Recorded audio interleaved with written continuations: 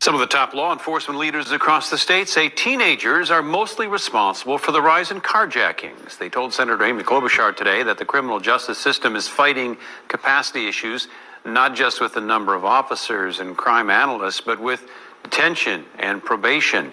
Chief Booker Hodges of Bloomington says the corrections side of the equation needs help. So, teens. One thing that we forget about when we use that word teens is that these kids are in school. A lot of these kids, after they do what they do, they go to school the next day. There's a grown-up buying their school clothes. They can't go on a field trip without a permission slip being signed by an adult.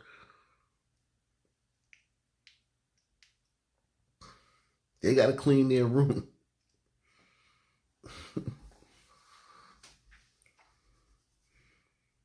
These are students. I don't know if that would be a better way to put it, to make it more, to crystallize what's going on in these American cities. These are students.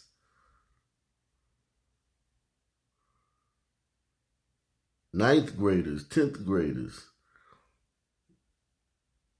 11th graders, 12th graders, 8th graders. These are students. You always have to remember that when you hear the word teen. They might not be doing well in school, but they go to school. They might not go all the time, but they go to school. They might get kicked out of this school for next school, but they're required to be in a school, a building sometime between 9 and 3.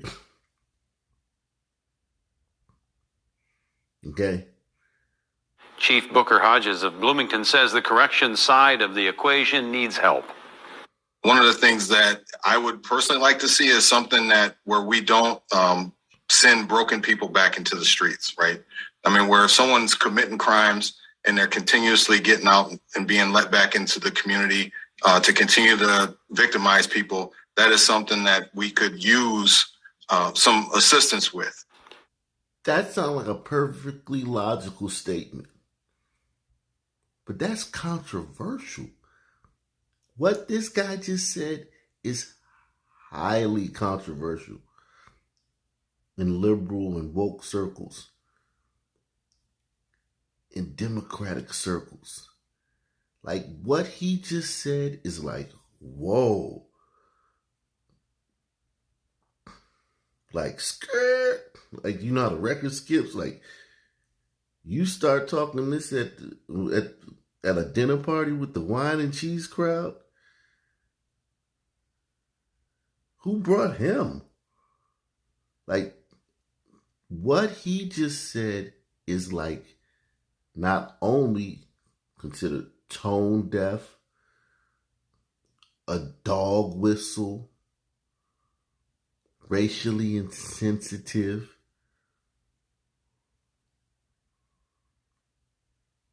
but it's like literally to those people on the other side, not people who view this channel and enjoy this channel, but to the other side, what he just said is out of bounds.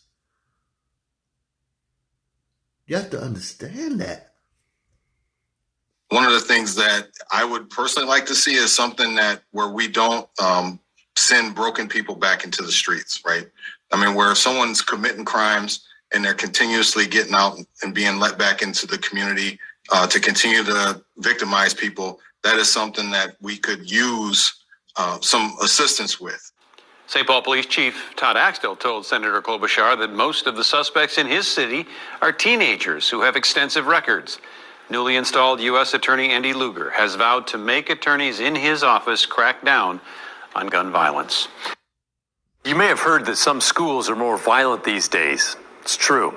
In some areas, it's so bad that teachers are leaving. Christine Pitawanich takes us to the Salem-Keizer School District.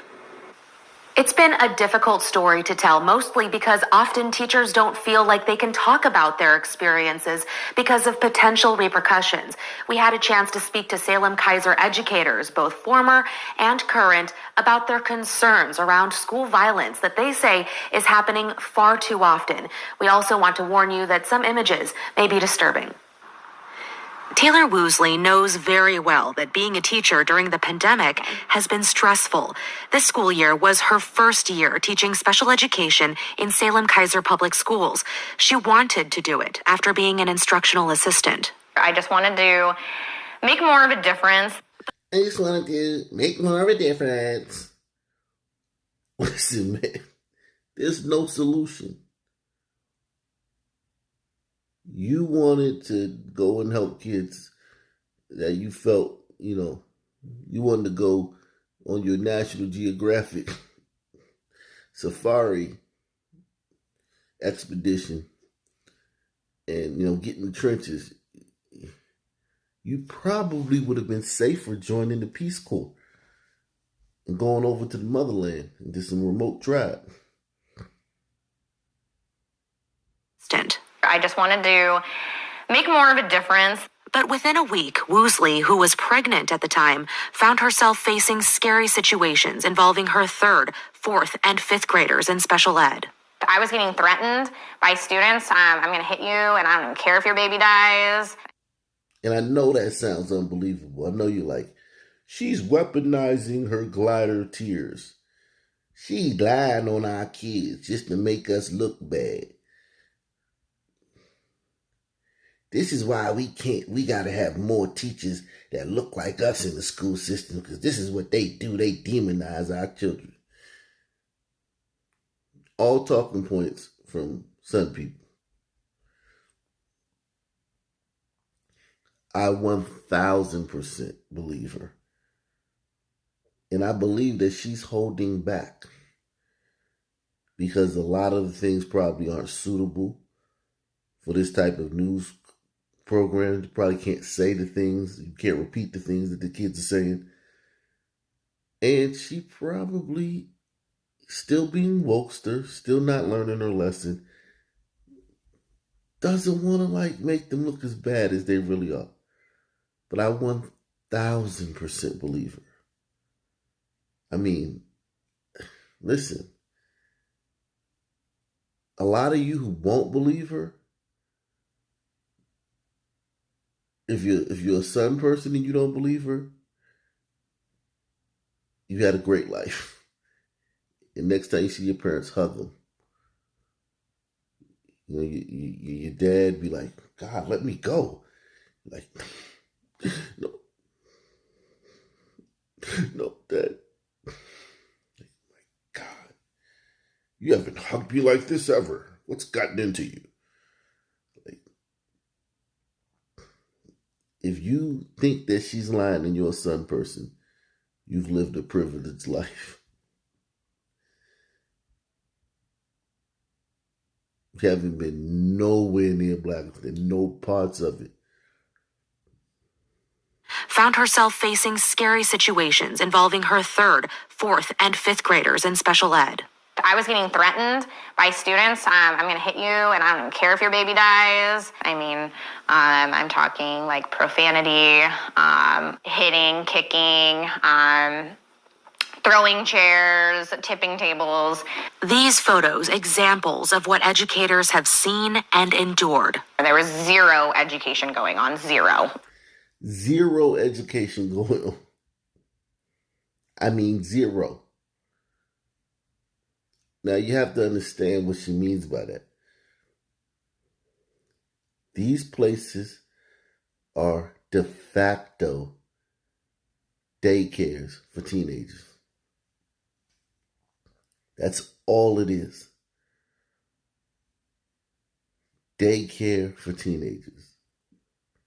The same kid that put the gun to your head, pulled you out of your driver's seat, threw you to the ground, and sped off in your car laughing.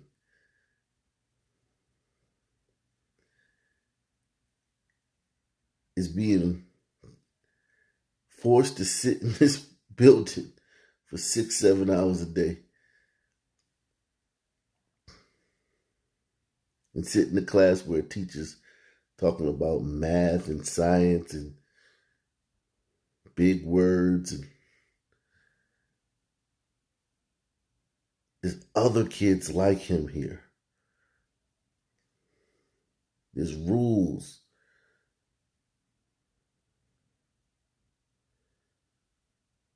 Requirements.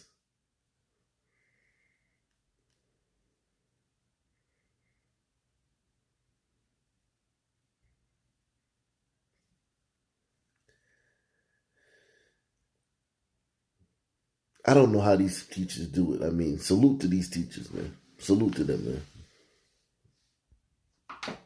These photos, examples of what educators have seen and endured. There was zero education going on, zero. She says she and other educators were getting attacked. Last year, I got a concussion. Every single one of my IAs have received concussions. They've received from students, and there was nothing that we could do.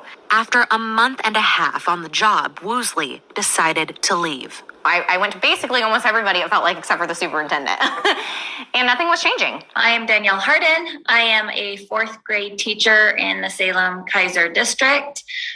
This is my first full year teaching. Danielle Harden has also pretty much made up her mind. She's leaving at the end of the year. My classroom has been destroyed multiple times. She says students in her general education class have assaulted her twice. I morally cannot stay in this if something doesn't change, because I feel like it's displaying to students that I have to stay in abuse.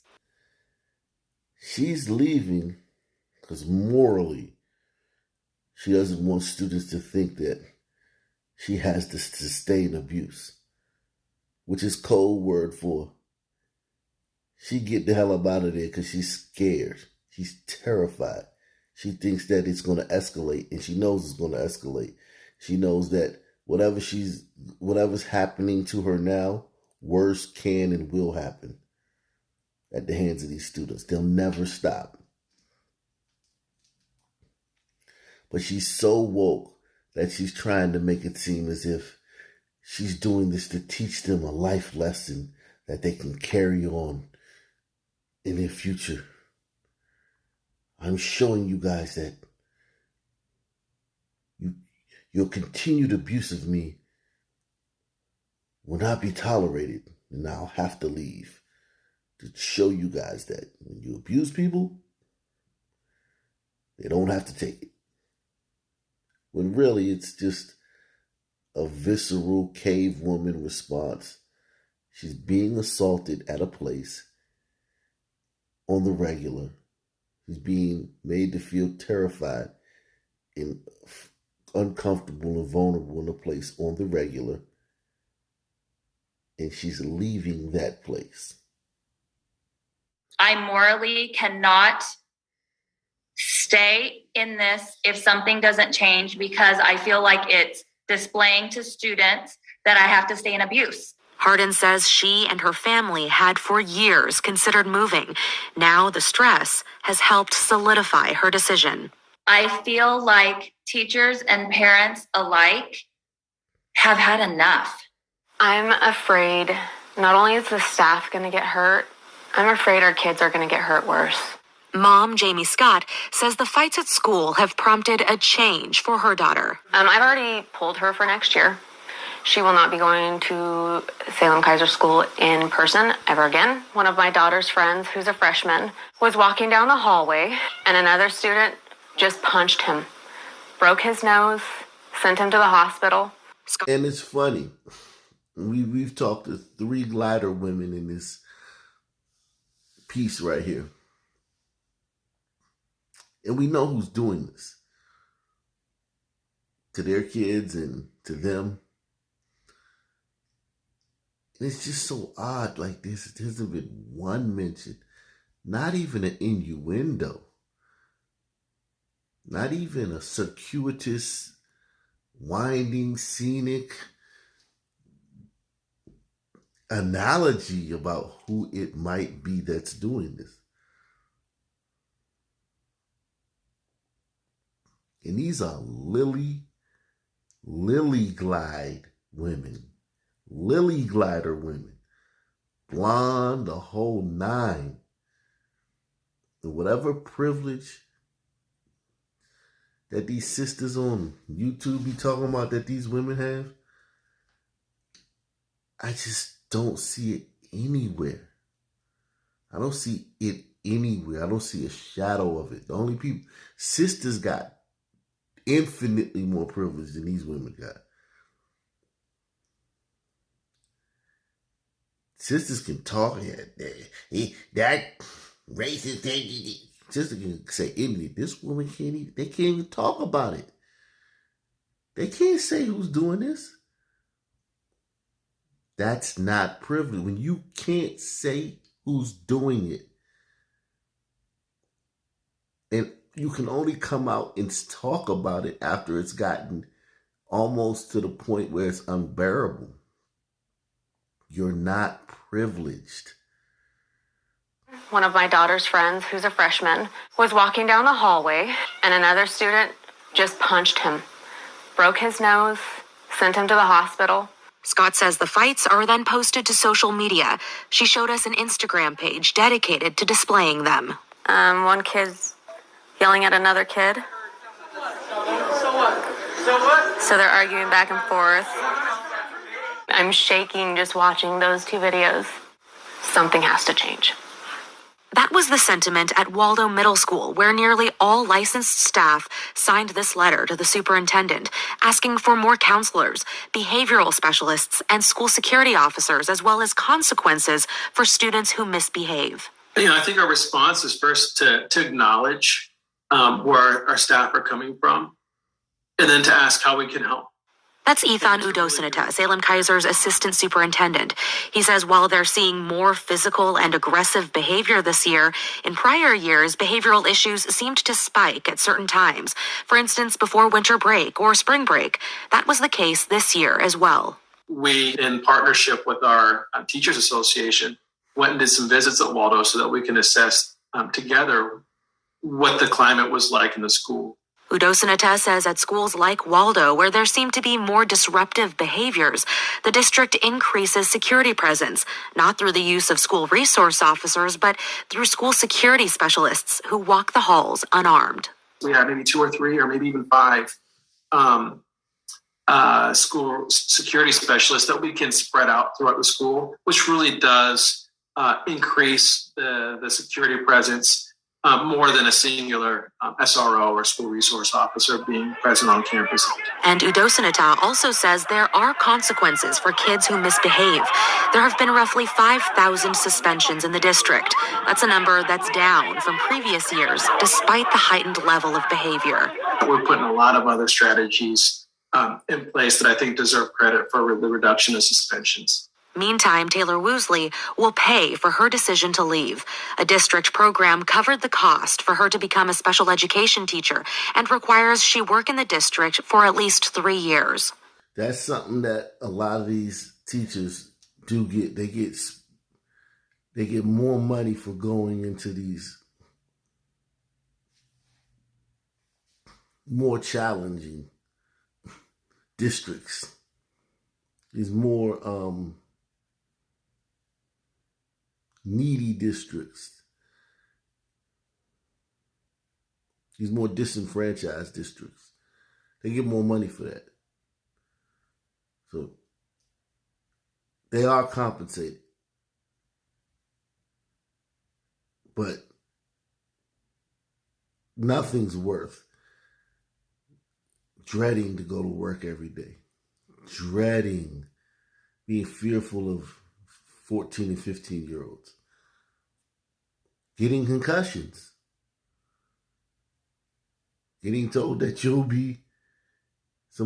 student will hit you and they don't care if your baby dies.